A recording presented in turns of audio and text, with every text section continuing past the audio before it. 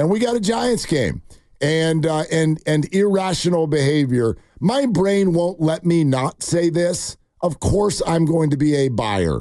And I don't just mean Giants baseball. I mean the remainder of 2024 Bay Area sports. I do think there is some rationale to the idea that the Giants in the second half of the year, you hear my pace here, I'm easing into this point, the remaining 65 games, they should be good. They should be good. I don't know if they will be because the Giants don't do very well with should. But they should. Do they do very well with good? They should be good.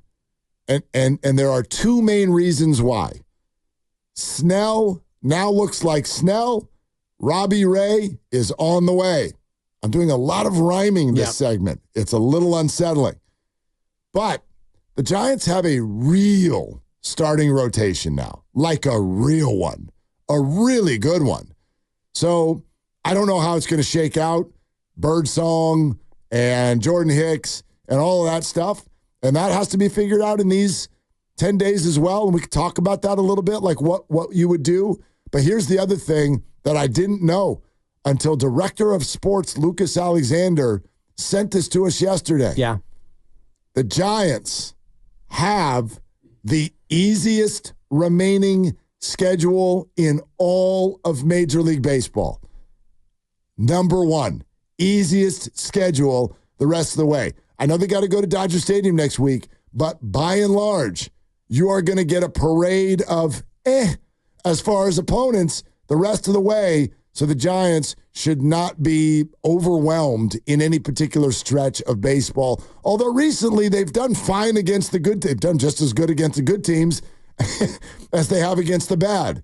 But those two things tell me you should be good. You should be, but it doesn't mean that they will be. Of course not. You're asking for Robbie Ray to come back and be Cy Young quality, and you're asking Blake Snell to continue to do what he did the last two starts. And forget Alex Cobb because I don't know if he's ever going to come back, but you should have enough arms with Harrison and Webb. And if you keep Birdsong or if you stick with Hicks, who's over his career high innings limit, no matter what, you've got enough arms to make it work. And you look at the schedule, you've got 9 of your next 13 against Colorado and Oakland. And even after that, you've got 4 against Washington. You got 3 against Detroit coming up. You have a couple of more against Oakland. Then you got 3 against the White Sox, who are the worst in baseball. Over the next 20 or so games, you've got about 75% of those games against really bad teams. Yep. So if you can't, as you say, boogie, it's time to boogie. If you can't do damage over the next month, then you really aren't that good. And your guy, Farhan Zaidi, might be in real trouble. Might be in real trouble. And that's why, by the way, I do feel like last week was an empty threat. It doesn't mean that they won't sell. It just means that I don't really take it at face value. And again, last week's threat was we're going to let the players, and I'm paraphrasing, we're going to let the players guide us and tell us whether or not we should go for it. And if they don't play well, if they play the way we have in the last few games, at the time that he said this, they were coming off of a bad streak, the Blue Jays series. If we play the way we have the last 5 games, and they went 1-4, then we're going to have to look at selling. Now, I don't think that's even a thought in Farhan's mind. Selling doesn't help him at all. Right. But I think he's simply trying to tell the players the urgency is here. Now, since he said that, they went out and took 2 or 3 against a very good Minnesota Twins team, and now they've got 7 of 11 against the Colorado Rockies. You should win the large majority of those games.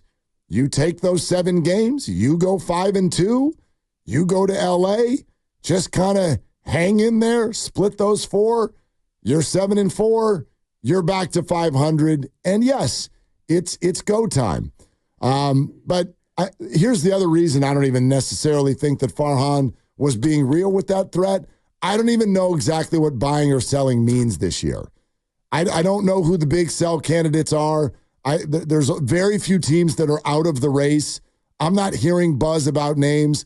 I think each trade is taken on its own value. A buy or a sell, there could be some of both. Right. And I think you look at some teams like the A's and the White Sox. The Angels are a team who would sell. Toronto, we talked about Bo Bichette.